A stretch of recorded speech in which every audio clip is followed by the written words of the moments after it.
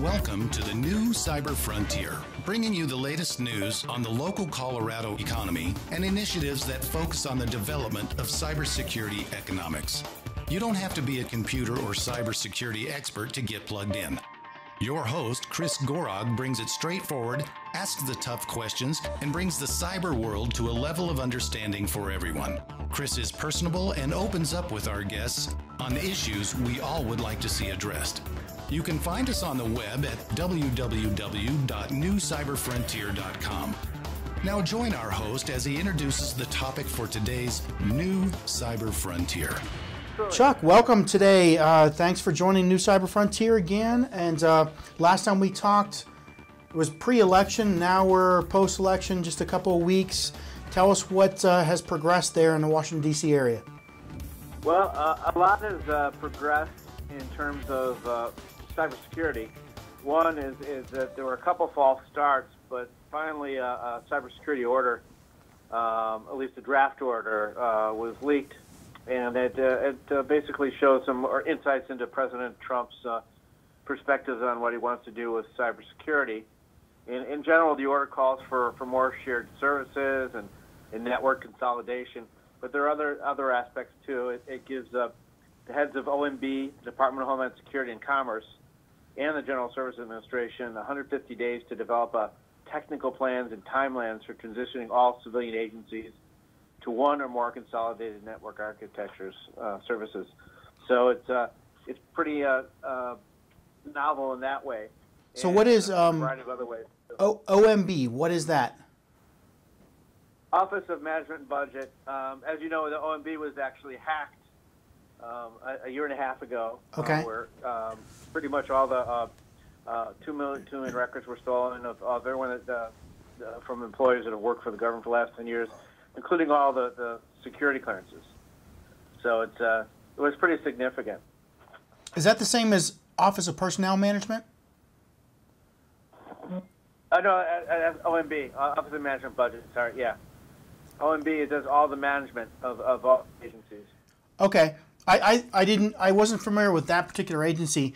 I was thinking it was OPM you meant, but it is OMB. Yeah, OMB is in charge of all the management of all the agency services, almost like it sets the policies and personnel matters for all the agencies. Okay. And advice and stuff. And so this would be basically, it operates sort of as the executive branch's personal agency. Okay. So what is significant about this deadline to get on the same page? Explain that. Well, for a long time, the basic perception in government is we'll sort of do it collectively and see what happens. And there was not coordination between the Department of Defense and Homeland Security and the other civilian parts of government, including the intelligence community. So this basically sets a directive, okay, we're going to be on the same page, and it also makes these agencies accountable, which is the first time that's ever happened too. DH has the role basically to monitor and see if there's any breaches and activities going on in the cybersecurity sense. But now these agencies are responsible for their own cybersecurity as besides the Einstein monitoring. So they have to be held accountable, and that's a big difference. Now any agency from NASA to EPA has to have a cybersecurity policy strategy in place, and also the technical capabilities to act on it. So that's major. And there are a couple other things that are pretty interesting, and they're doing a lot more with education. The executive order includes some provisions to have the U.S. military review what schools are teaching students about cybersecurity. So they're really looking about sharing sort of priorities and information from DoD there. And it gives basically what I said about before is that the agencies are now definitely responsible for any security incidents. And the other thing that's more significant, which is really a stepping stone from the past administration, is that there's much more information sharing between the private and public sectors. There's going to be this is, I suppose, what Mayor Giuliani is going to be leading is sort of head-down review of capabilities with technologies and education, etc. We'll be right back with the rest of today's show right after these brief messages from our sponsors. Cyber Resilience Institute helps build strong cyber communities designed to prevent members from attack. Like building a neighborhood watch, it takes coordination and a sharing community to protect our identities and valuables in the virtual world. Typically, we hear that organizations know they need to do something to protect their cyber assets, but don't know where to begin. Let Cyber Resilience Institute help your community create an action plan. Cyber Resilience Institute will build your community or business marketplace so that it is designed to support a collective cyber defense. Contact them for more information at cyberresilienceinstitute.org. Mayor Giuliani is going to be leading is sort of a head-down review of capabilities with technologies and education, etc. And it's going to be see how we can apply it to the government and build upon basically more systematic sharing of technologies, commercialization of technologies, and overall strategies that have been proven effective in the private sector with the government, and also threat sharing, because a lot of the threats that are detected now come from the private sector and private agencies, and private companies rather. So it's going to be significant in that way. So I think there's a lot to be said about this draft order. It didn't come out earlier because there was less input from the private sector, but now that there has been, it's long overdue. Yeah. So see what happens. So how much of this becomes more government overhead versus actual getting something done? I mean, you can't change everything at once, or you run into law of diminishing returns. How much of this do you think is feasible, and what kind of a time frame? I think this is. I think that the really most significant thing about this is it really sort of brings along DoD, and DoD has been kept separate from all this and been doing their own thing. So I think that the administration is holding these agencies accountable. So there's more. There's an imperative here. So I think there'll be some things that'll be enacted a lot quicker than they would have in the past, just because of the structure of this order. It's still government. It's still unwieldy, and there's still a lot of bureaucracy. But I think that it becomes part of the sort of national security strategy if you really want to include it in the Homeland Security Council and others, Tom Bossert and others that are pushing it. So I think there's a good chance you'll see more than you have in the last few years. Okay, so Tom Bossert, we heard about his nomination. What have we heard from him so far? Not much about the cybersecurity yet. I think probably because there's really more of a consolidation of roles, and most of the people that he'd be working with, particularly in the Department of Homeland Security, have not actually gone been put into the roles that the key assistant secretary roles that will be filling for National Plans and Programs Director at DHS have not been filled yet. So don't forget we're only 2 weeks into this. It seems like it's a lot longer, but it's it does. Really since. So I think it'll probably be a couple more months before they get all these people through. And I think the reason they're doing this is that they're clearing all this, the cabinet level people and their personnel staff and chief of staffs and some other significant agencies too. But most of the sort of the mid-tier, upper-tier professionals that they'll need to bring in as appointees have not gone in yet. So there'll be a lot. There's about 3,000 of those to go. So we'll see what happens. So I know you start a new job. You have 4 to 6 months before you're really effective. We're hearing a lot of buzz coming out of this because there's a lot of experts that already kind of had some ideas going into it, coming into office and everything. But when do you see some real, rubber meets the road action? Do you think it's 6 months from now? Yeah, I would say 6 months from now, unless something happens between then. That'll be, a sort of a national emergency. We'll need to do stuff. But I think, it has to be a significant breach or activity or denial of service attack, something that would make that happen quicker. But I don't think it's, this is although it's going to be a main leg of the national security platform, it's just, as you know, cybersecurity is so broad and so encompassing just in the policy and the relationships with other countries and the technologies and also the legacy IT equipment that's in government and the role of intelligence sharing. So there's a lot of obstacles that they have to overcome in a few months to make it happen. So 6 months is probably a good estimate. Yeah. So if you are out there listening and you have a great idea, you could revolutionize the world in cybersecurity. How do we get that through to what's going on? How do we get it in front of the right people? What's the process? Do you know any way to bring people in to make a difference? Well, there is a really good program at Science and Technology Directorate at DHS run by Doug Maughan. And that has been basically, initially it was to take technologies from the national labs and commercialize them, primarily in cybersecurity, but it's also interoperability, communications, et cetera, and other things, but primarily cybersecurity. And that program got off to a good start, and it's been around for, almost 10 years now. But now they've changed that. They opened an office in Silicon Valley, and they're working now with the private sector. So the one thing that's interesting about that Office of Science and Technology is that they will meet.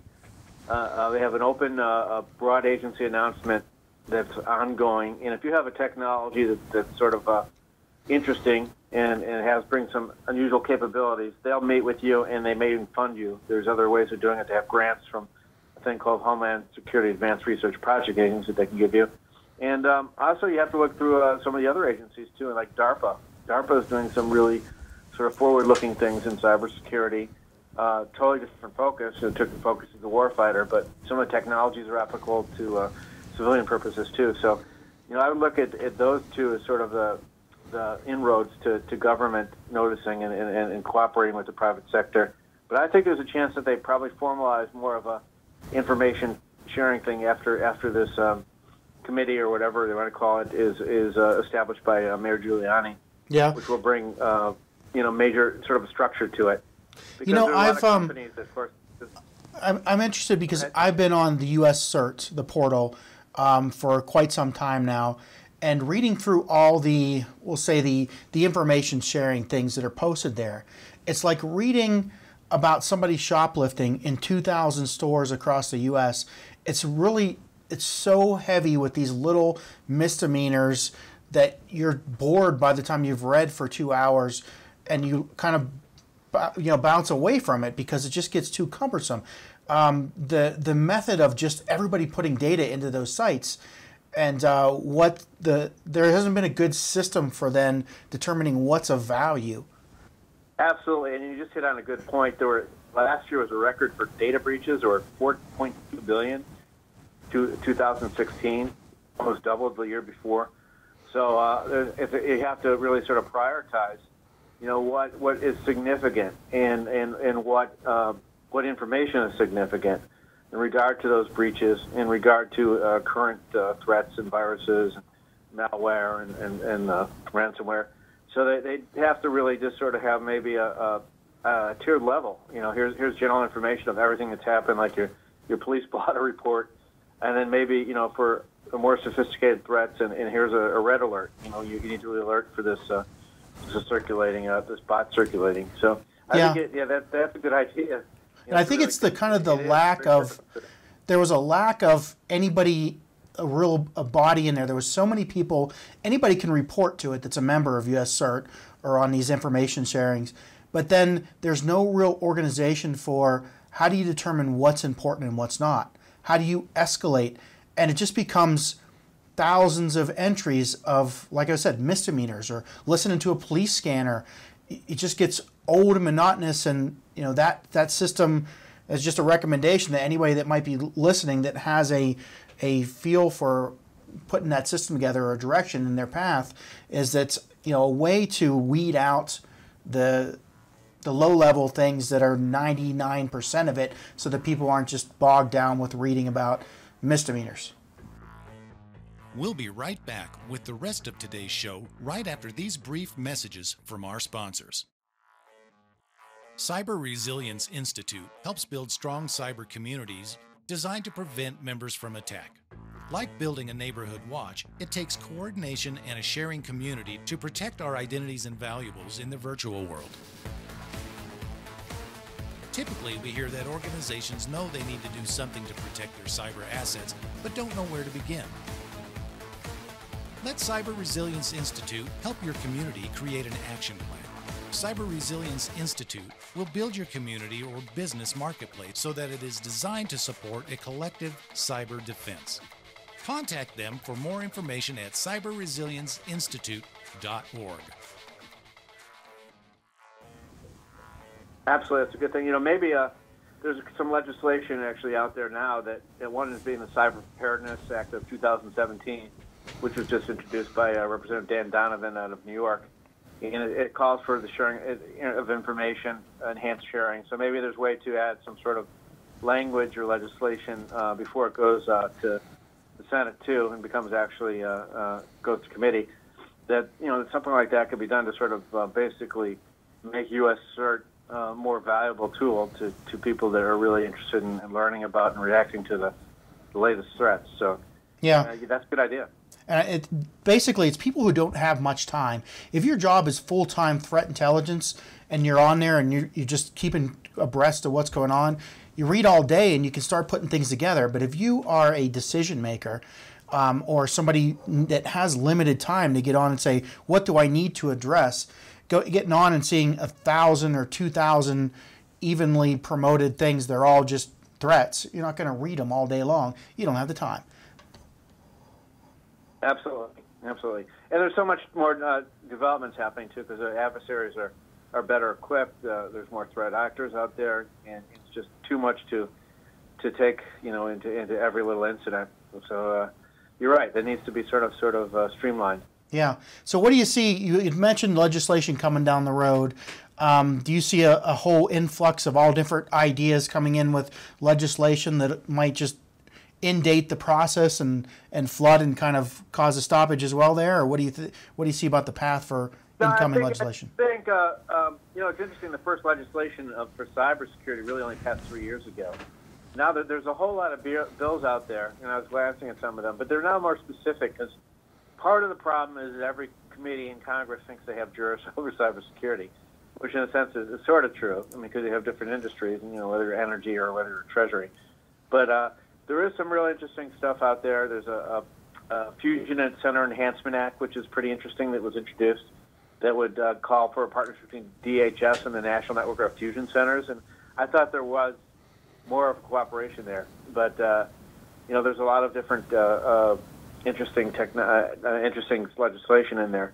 Most of it never makes the light of day, but, I think there's one area where there's probably more cooperation in Congress now than there has been in the past is the cybersecurity community. So, yeah. And if we do get this, sort of recommendations from the administration and Mayor Giuliani, then I think legislation would naturally come out of it from the House Homeland Security Committee first, from Mike McCall, who is, of course, one of the keynote speakers at the RSA conference, helped launch it, and basically gave an ominous message, keynote, saying that cybersecurity is in awful shape and it's going to get worse, and it's a very scary environment out there, which I agree with all those. But yeah. So well, I've heard that so many times, the scary environment.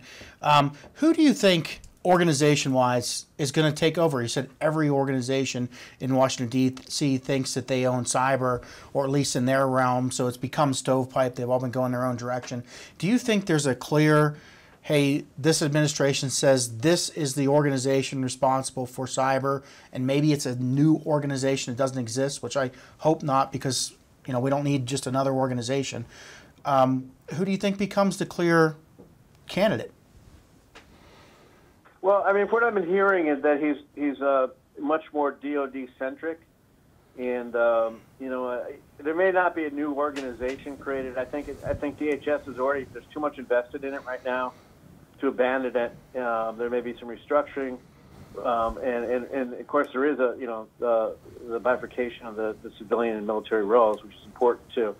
So I think there's still going to be a lot of pressure and a lot of on DHS to sort of perform and build their capabilities. But I think what may happen with the DoD influences, there might be sort of under this Homeland Security Committee that may be created under the National Security Council, Homeland Security Council, maybe resurrected again, or I'm not sure. This is all speculation, but maybe they'll take the DoD, the intelligence community, and DHS and form a sort of a small sort of consortium that will together basically create policy guidelines and work together. Mm-hmm. Now, it's easier said than done, but it seems to me that's where it might be going.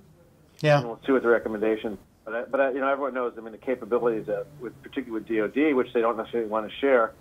They've been working on cyber for many years. So, and DHS is also the new entity. So, but there is laws, and there's certainly posse comitatus and other things that influence the fact that we don't want our intelligence agencies and Department of Defense, basically the main lead on working with the civilians. Yeah, and you hear every day in the news, it seems like security is such a hot topic that every big organization, whether it's a company, a university, or some nonprofit, is starting a new cyber division, cyber group. It feels like a deja vu to back the boom in the smart grid era to me. Yeah. No, it is amazing. I mean, you're right. I mean, all the major companies, including the big four accounting, are in cybersecurity. Accenture has just bought 2 companies in the last couple months. Hired a former CIA guy to run their practice, and PwC and EY. They're all, what we're basically auditing and accounting companies are all in cybersecurity now. Yeah. And of course, you have the mainstays of the Beltway, the General Dynamics, Northrop, and Raytheon, and Lockheed Martin. They've all been in that area already, whether you want to call it something else or not. But I mean, they've been working with IT.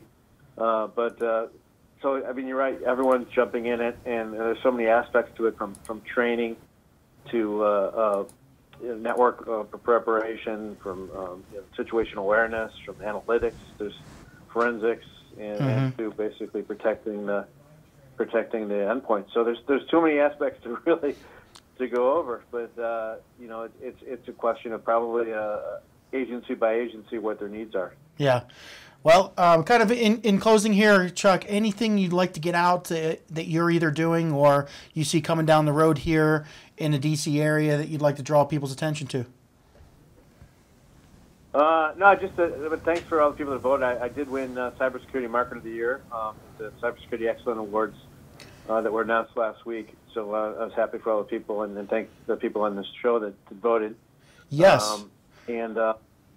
That was exciting. I myself am going down to Scotty Air Force Base to speak on the Transportation Command about logistics cybersecurity next week. So I'm looking forward to that. And but I think in terms of Washington D.C., just we'll have to watch what happens, which I think will happen soon with cyber. Everything's moving so rapidly. So all right, and so much has happened. We'll just keep an eye out. All right. Well, thanks for the update. And likewise, this show was one of the finalists for the nomination for the best cybersecurity training award this year for the same organization. So thanks again to everybody who voted for our show. I know we got nominated in the last couple of weeks, and I don't know how they make that decision, but they put us right up there in the running too. So thanks a lot for your help with that, Chuck. Sure. All right. You're welcome. Well, thanks a lot, and good talking to you, and have a great day, Chuck. You too. Take care. We hope you have enjoyed this episode of New Cyber Frontier. Remember to get involved. Often we think that someone else will handle privacy and security in the virtual world, but you are the only one truly in command of your virtual fate. Join our mailing list so we can keep you informed of breaking news and new releases.